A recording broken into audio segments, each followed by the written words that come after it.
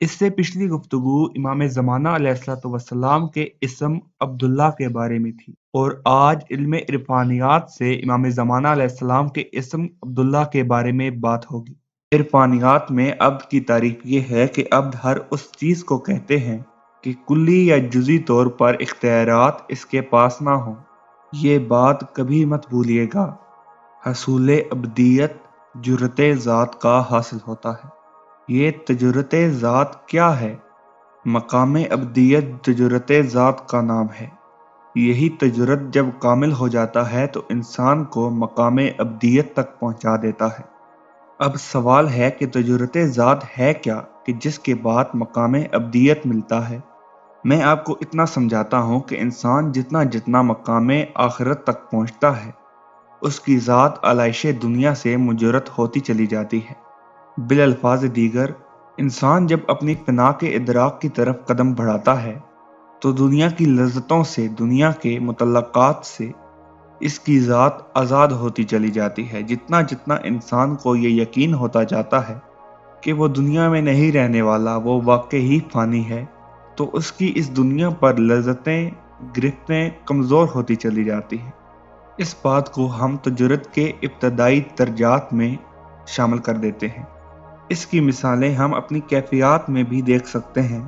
देखिए, इंसान की ज़ात पर अमराज का हमला होना भी तजुर्रत ज़ात है और एक मुसीबत का नाजिल होना जिसके बाद इंसान की उम्मीद टूटे कि मज़ीद इस दुनिया में अब वो नहीं रहेगा।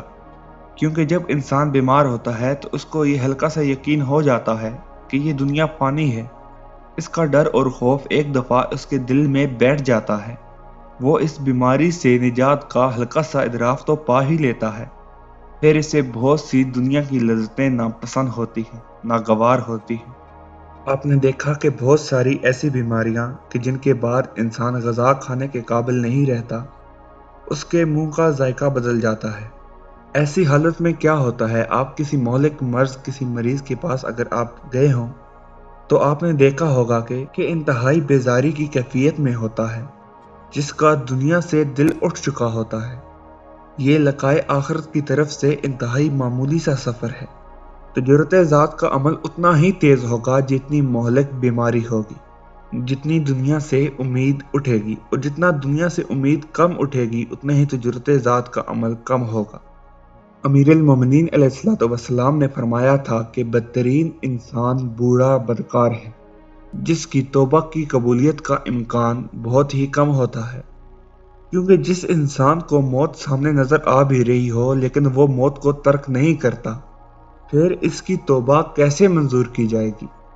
उसको ये भी मालूम है कि बीमारी और बुढ़ापा इंसान को मौत का जायका चखाते हैं, इसलिए इससे तजरीद ज़ात का अमल शुरू हो जाता है।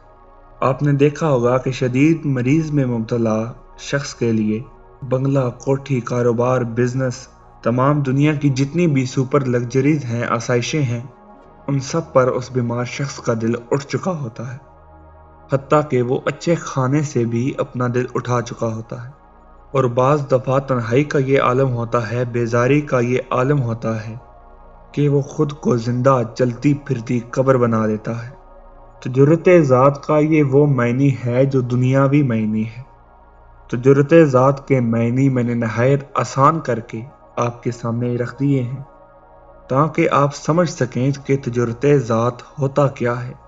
ये है दुनियावी तजुर्रत जो ज़ात को दुनिया से बेदार करती है। और इंशाअल्लाह अगली गुफ्तगू इमाम ज़माना अलैहिस्सलाम और तजुर्रत ज़ात के बारे में होगी। अल्लाह ने के बाद।